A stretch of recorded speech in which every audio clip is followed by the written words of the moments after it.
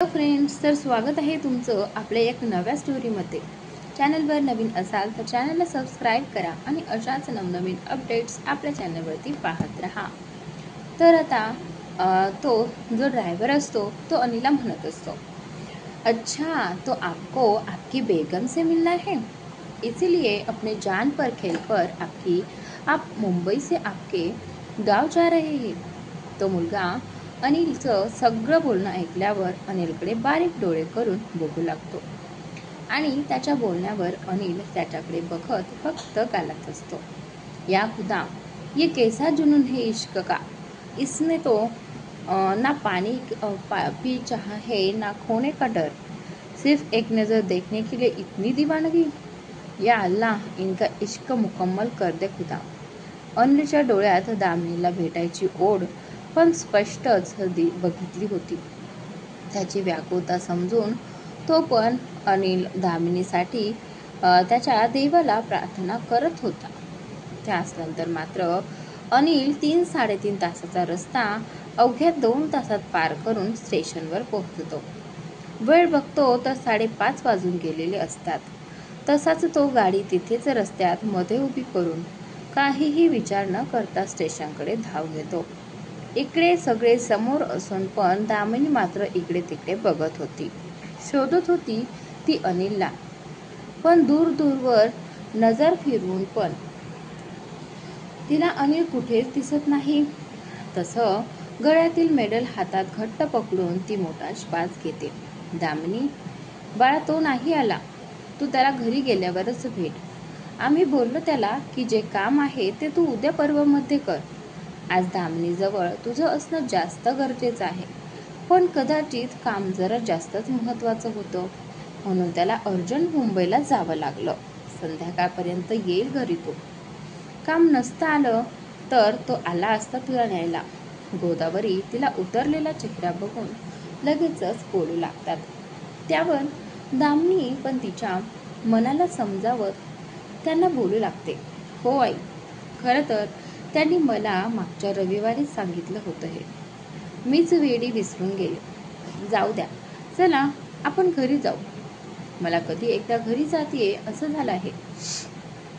दामिनी उत्साहित होत बोलते, पण उत्साहात हलकी नाराजी लेकर पण होतीच.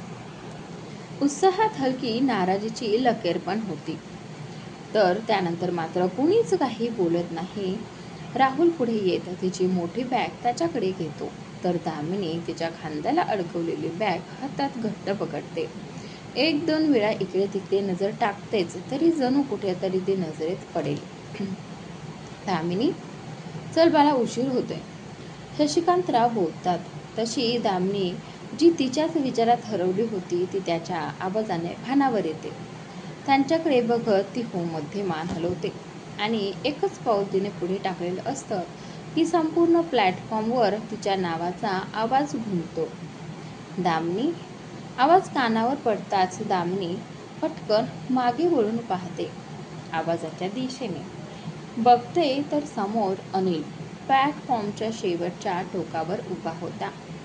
त्याने एवढ्या जोरात तिला हाक मारलेली असते की दामिनी बरोबर सगळी यादव फॅमिलीच नाही तर प्लॅटफॉर्मवर उपस्थित असलेला प्रत्येक माणूस त्याच्याकडे बघत उभा राहिला होता.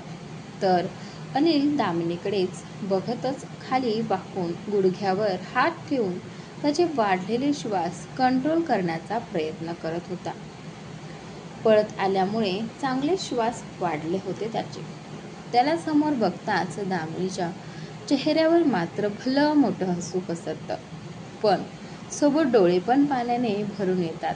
बघा, आणले ना अनिल दामिनीला समोरासमोर.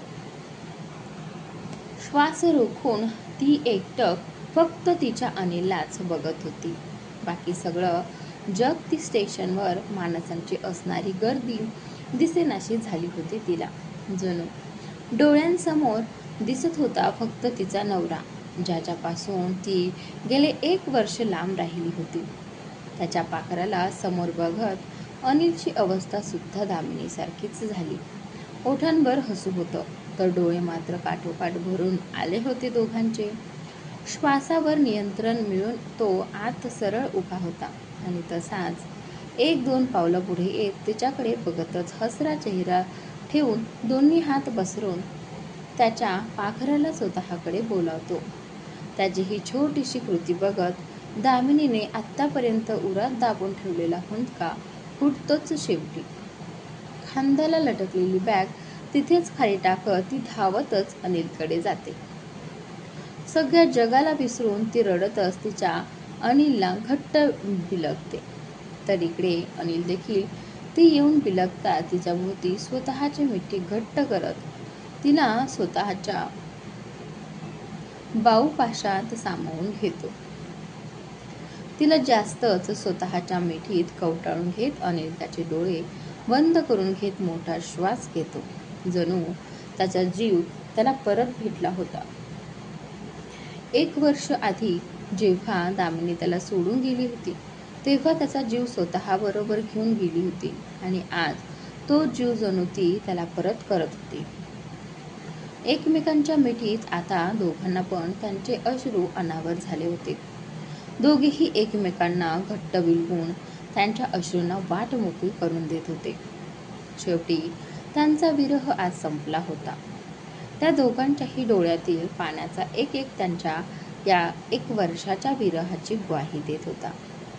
अंतरी संपून जावी विरघळाचे दुरावे कोण होते, काय झाले ना मिळावे पुरावे, सांगणे सुखाचे ऐकवू जगा, पण मग आपल्या नात्यास काही अर्थ नवा, तू जिथे मी तिथे स्वप्न वेडे पाहिले आता, स्पर्श ओल्या मोकळ्या वाटा मी न माझी राहिली आता.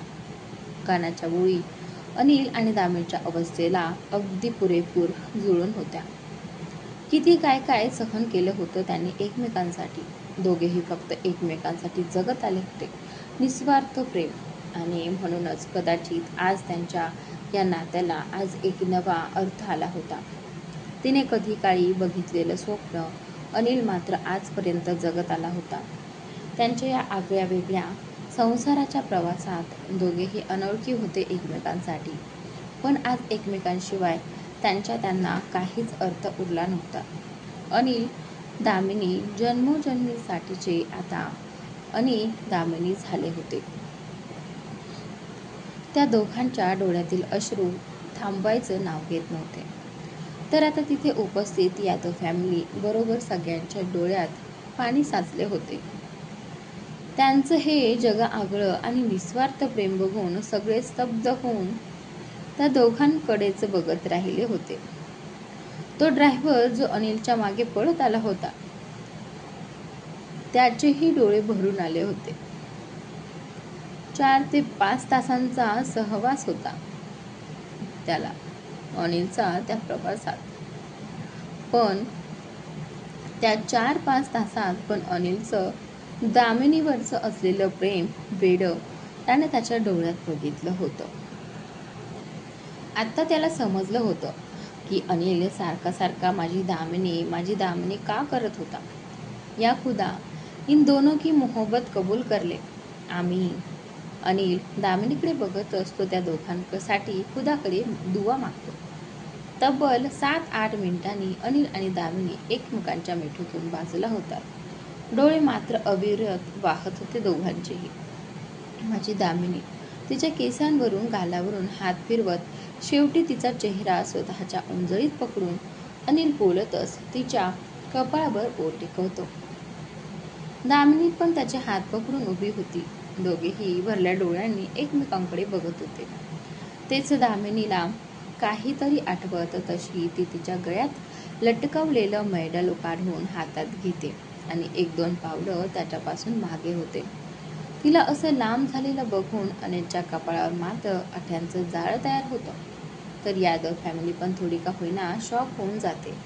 पण काहीच क्षण, कारण दुसऱ्या क्षणाला दामिनी अनिल समोर एका गुडघ्यावर बसून तिच्या हातातलं मेडल त्याच्या समोर धरते, जे बघून आता सगळ्यांबरोबर अनिलचे डोळे सुद्धा मोठेच्या मोठे होतात. हार्टबीट्स स्किप होऊन जातात त्यांचे दामिनीकडे बघत. ती असं काही करेल असं वाटलंच नव्हतं त्याला. बिचारा तिच्याकडे बघत श्वास घ्यायचं पण विसरून जातो. अहो, या मेडलवर माझ्यापेक्षा जास्त हक्क तुमचा आहे. कारण स्वप्न जरी मी बघितलं होतं कलेक्टर होण्याचं, पण ते स्वप्न तुम्ही जगत होता. मी बघितलं आहे, मी अनुभवलं आहे की तुम्ही माझं स्वप्न पूर्ण होण्यासाठी किती आणि काय काय सहन केलं आहे ते. विसरली नव्हती ती अनिलने तिच्या स्वतःसाठी, तिच्या स्वप्नांसाठी केलेला संघर्ष. कधीही कोणासमोर न झुकणारा तो तिच्यासाठी मात्र वेळी प्रसंगी स्वतःच्या रक्ताच्या माणसासमोर झुकला होता. कितीतरी वेळा स्वतःच्या जन्मदात्या आईसमोर हात पसरले होते त्यांनी, तिच्यासाठी आणि तिच्या या स्वप्नांसाठी. तर मित्रांनो, आजचा हा भाग इथे संपलेला आहे. पुढील भाग पाहण्यासाठी चॅनलला सबस्क्राईब नक्की करा.